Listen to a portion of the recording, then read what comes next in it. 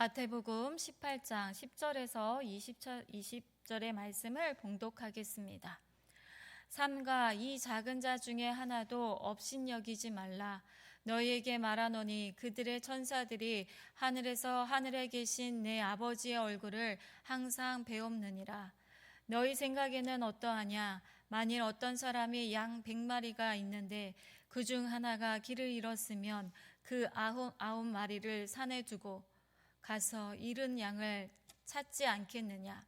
진실로 너희에게 이르노니 만일 찾으면 길을 잃지 아니한 99마리보다 이것을 더 기뻐하리라. 이와 같이 이 작은 자 중에 하나라도 잃는 것은 하늘에 계신 너희 아버지의 뜻이 아니니라. 내 형제가 죄를 범하거든 가서 너와 그 사랑과만 상대하여 권고하라. 만일 들으면 너가 내 형제를 얻는 것이요, 만일 듣지 않거든 한두 사람을 데리고 가서 두세 증인의 입으로 말마다 확증하게 하라. 만일 그들의 말도 듣지 않거든 교회의 말하고 교회의 말도 듣지 않거든 이방인과 세리와 같이 여기라. 진실로 너희에게 이르노니 무엇이든지 너희가 땅에서 매면 하늘에서도 매일 것이요, 무엇이든지 땅에서 풀면 하늘에서도 풀리리라. 진실로 다시 너희에게 이르노니 너희 중에 두 사람이 땅에서 합심하여 무엇이든지 구하면 하늘에 계신 내 아버지께서 그들을 위하여 이루게 하시리라. 두세 사람이 내 이름으로 모인 곳에는 나도 그들 중에 있느니라. 아멘. 오늘 말씀인 마태복음 13장의 1절을 보면 길을 가던 제자들은 주님께 나와 천국에서 누가 더 크냐고 묻습니다. 이 질문은 호기심에서 나온 질문은 아니었습니다. 앞에 17장에서의 제자들은 변화산의 영광을 경험했습니다. 동시에 귀신 들린 아이를 고치지 못해 쩔쩔매는 무력감도 경험했습니다. 또한 주님께서 베드로에게만 성전세를 내게 하시는 특별한 배려를 보이자 제자들 마음속에는 누가 주님의 오른팔인가, 누가 더 높은 자리를 차지할 것인가 라는 서열 다툼이 있었습니다. 제자들은 서로를 시기하며 자신의 가치를 증명하고 싶어 했습니다. 하지만 주님은 그들의 기대와 달리 전혀 다른 대답으로 말씀하십니다. 어린아이를 그들 가운데 세우시고 누구든지 이 어린아이와 같이 자기를 낮추는 사람이 천국에서 큰 자라고 말씀하시면서 세상의 서열이 아닌 낮아짐의 가치를 말씀해 주십니다.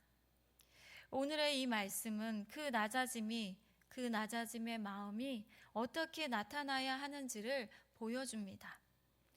제자들의 이 질문에는 우리가 사는 세상의 가치관이 들어 있습니다. 세상은 누가 더 높고 힘이 있는지, 그리고 얼마나 효율적인지를 따지면서 사람의 가치를 오로지 서열의 잣대로만 판단합니다. 이러한 세속적인 가치관에 물들어 있던 이 제자들은 하나님의 통치가 임하는 천국마저도 세상처럼 1등과 꼴찌가 나뉘는 곳으로 오해했던 것입니다. 이러한 세상 속에 열망에 있던 이 제자들에게 주님은 어린아이 하나를 그들 가운데 세우시고 이 작은 사람들 가운데서 이 작은 자를 하나라도 업신여기지 말라고 경고의 말씀을 하십니다. 당시 어린아이는 숫자에조차도 들지 못하고 권리도 없었으며 힘도 없는 존재였습니다. 예수님은 그런 아이를 모델로 세우시면서 천국에서 큰 자가 되는 비결은 낮아짐이라는 것을 말씀해 주십니다. 낮아짐은 겸손한 태도를 넘어서 세상이 정해놓은 성공과 욕망을 버리고 하나님의 도움 없이는 살 수 없음을 깨닫는 것을 말합니다. 여기서 주님이 주시는 이 작은 자는 세상의 눈으로 보면 힘이 없거나 경제적으로 궁핍한 이들을 말할 수 있습니다. 또 영적으로 보면 신앙이 연약하여 작은 유혹에도 쉽게 넘어지는 사람, 공동체 안에서 존재감이 없어 보이는 사람을 말합니다. 세상은 눈길조차 주지 않는 그 보잘것없어 보이는 그 작은 한 사람에게 주님은 그곳의 시선을 고정하고 계십니다. 12절의 말씀을 보면 주님은 양 100마리 중에 한 마리를 잃어버렸다면 그 99마리를 산에 두고서라도 길 잃은 그 한 마리를 찾는 것이 당연한 것이 아니냐라고 제자들에게 물으십니다. 주님의 이 질문은 당시 제자들의 상식을 뒤집는 말씀이었습니다. 누가 더 높은지, 누가 더 영향력이 있는지를 따지던 제자들에게 잃어버린 보잘것없는 양 한 마리를 위해 전부를 거는 목자의 모습은 도저히 이해할 수 없었던 것이었습니다. 세상은 한 마리를 찾으러 가다가 99마리를 위험에 빠뜨리는 것은 경제적으로 큰 손해라고 가르칩니다. 제자를 또한 그런 세상의 효율성에 익숙해져 있었기에 작은 자보다 큰 자가 되는 법을 궁금해 했습니다. 하지만 주님은 잃어버린 영혼의 고통을 먼저 살피는 사랑의 자비를 보여주십니다. 계산으로는 도저히 환산할 수 없는 한 영혼의 무게를 주님은 삶으로 증명해 내셨습니다. 세상은 우리에게 끊임없이 속삭입니다. 더 크고 화려한 것, 더 많은 사람들이 모여 박수치고 안전한 곳으로 눈을 돌리라고 합니다. 그것이 성공이고 그것이 지혜라고 가르칩니다. 하지만 주님의 시선은 세상의 화려한 조명이 비추는 도심이 아니라 아무도 찾지 않는 낭떠러지 아래에서 상처 입고 홀로 울고 있는 잃어버린 그 하나에 주님의 시선이 머물고 있습니다. 우리가 주님에 따르는 제자라면 우리의 시선 또한 그분이 머무시는 낮은 곳으로 흘러가야 합니다. 주님의 심장이 뜨겁게 뛰는 곳, 한 영혼을 위해 살리기 위해 모든 것을 거신 그 사랑의 현장이 바로 우리가 머물러야 할 자리입니다. 주님이 인간이 되어 오신 이유는 단 하나, 낭떠러지 끝에 서 있는 나를 찾기 위해서였습니다. 주님이 우리를 찾으려 낮아지셨기 때문에 보잘것없던 우리가 주님의 자녀라는 존귀한 신분을 얻게 된 것입니다. 목자이신 주님이 우리를 마침내 찾아내셨을 때 그 기쁨이 오늘 우리 마음에도 깊이 새겨지길 바랍니다. 주님은 그 양을 찾게 되면 그 길을 잃은 99마리 양보다 오히려 그 한 마리 양 때문에 더 기뻐하신다는 이 말씀처럼 우리를 다시 품에 안으셨을 때 주님은 온 세상을 얻은 것보다 더 기뻐하신다고 말씀하십니다. 그렇다면 이 귀한 한 영혼이 공동체 안에서 길을 잃거나 죄의 유혹에 빠졌을 때 우리는 어떻게 해야 할까요? 15절의 말씀을 보면 주님은 잘못을 가려내는 법이 아니라 한 사람을 끝까지 지켜내기 위한 사랑의 길을 우리에게 가르쳐 주고 있습니다. 주님은 15절에서 내 형제가 죄를 범하거든 가서 너와 그 사람과만 상대하라고 말씀하십니다. 상대의 자존심을 보호하고 회복시키는 배려를 보여주시는 것입니다. 소문내기보다 사랑으로 덮어주며 스스로 돌이킬 기회를 주는 것이 회복의 시작이라고 말씀하십니다.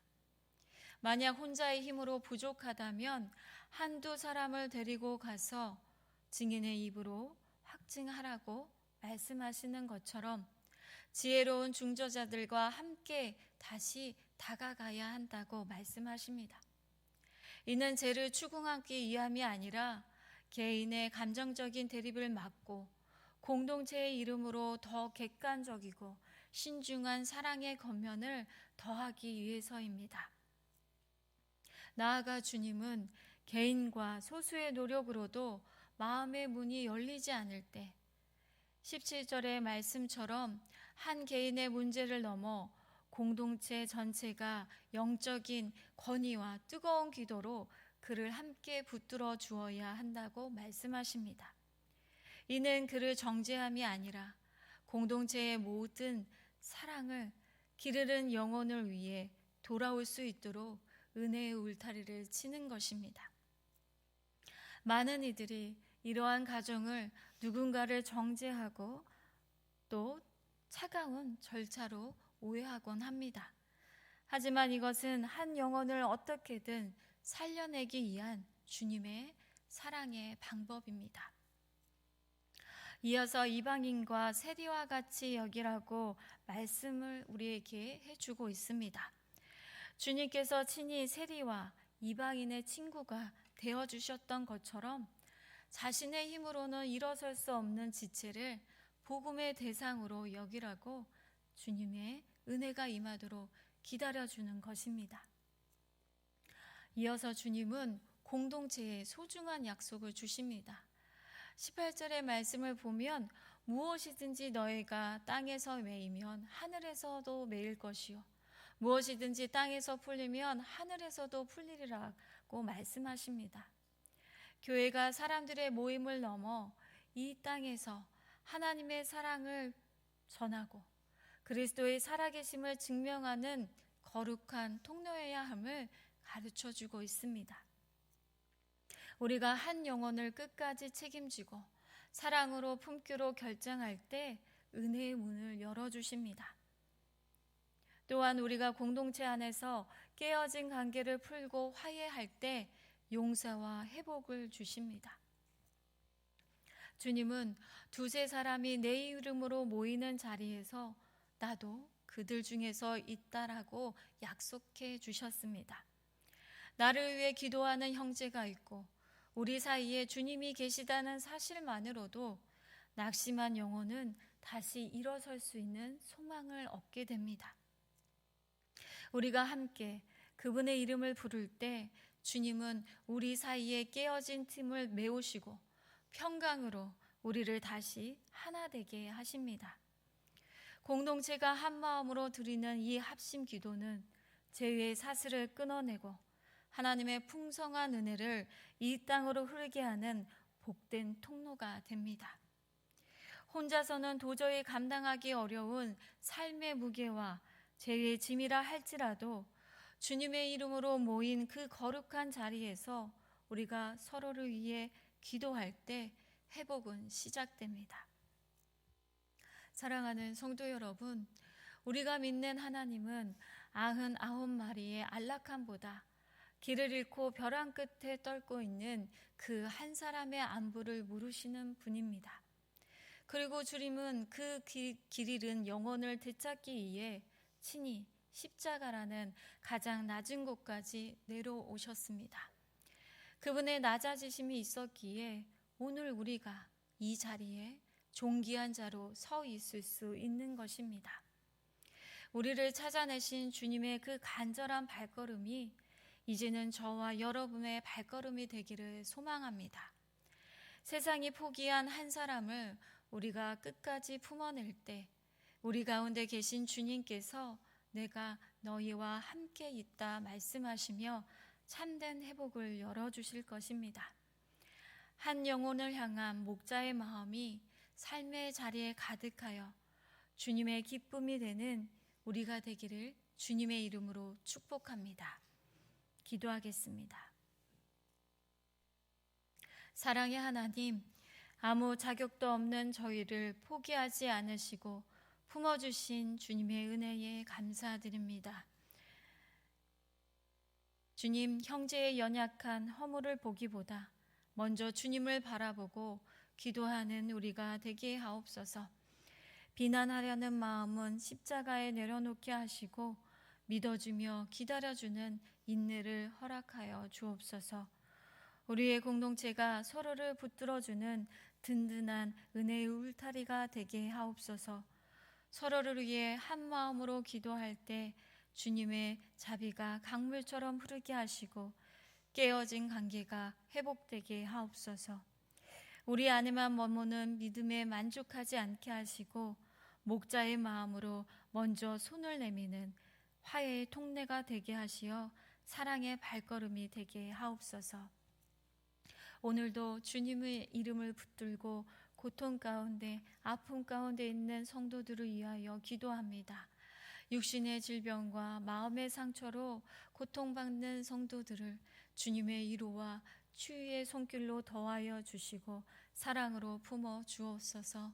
고난의 시간을 보낼 때에 낙심하지 않게 하여 주시고 보이지 않는 곳에서도 일하시는 하나님을 신뢰하며 오직 주님만 붙들고 믿음의 길을 걸어가게 하옵소서. 주님의 가정을 은혜와 사랑으로 붙들어 주옵소서. 우리 가정이 복음으로 하나 되게 하시며 세상의 유혹과 어려움 중에도 믿음으로 담대히 승리하는 가정으로 인도하여 주옵소서. 자녀들을 축복하여 주옵소서. 세상 속에 살아나갈 때에 하나님의 은혜로 보호받고 세상을 의지하지 않고 오직 하나님께만 소망을 두고 믿음과 기도로 살아가는 자녀들이 되게 하여 주옵소서. 다가오는 주일을 위해 기도하며 마음 다해 준비하게 하시고 주님 앞에 나아와 삶이 새로워지는 복된 주일이 되게 하여 주시옵소서. 예수 그리스도의 이름으로 기도합니다. 아멘.